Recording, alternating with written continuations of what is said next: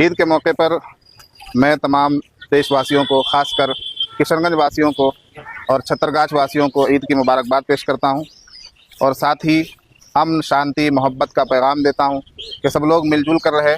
यही ईद की नमाज़ पढ़ने वालों का और तमाम इस्लाम के मानने वालों का यही फ़ेथ है, यही पैगाम है कि अल्लाह तबारक व तआला ने तमाम इंसानों को एक माँ बाप की कोख से पैदा किया है। हम सब एक ही माँ बाप की औलाद हैं, चाहे उसका धर्म कोई भी हो, वो सब एक ही माँ बाप की संतान है। इसलिए हमें भाईचारे के तौर पर ज़िंदगी गुजारनी चाहिए और आपस में भाईचारा कायम रखना चाहिए। यही हमारा पैगाम है। इस मौके पर मैं एक बात और ऐड करना चाहूँगा।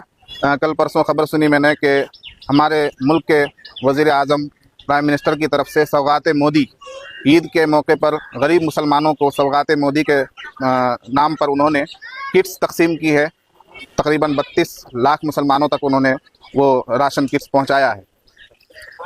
इस मौके पर मैं कहना चाहूँगा कि ये अच्छी पहल है, लेकिन अगर सौगात मोदी के तौर पर उन मुसलमानों को जो जेलों के अंदर बंद हैं बग़ैर किसी कसूर के, बेकसूर मुसलमान जो जेलों के अंदर बंद हैं, अगर उनकी रिहाई का बंदोबस्त किया जाए।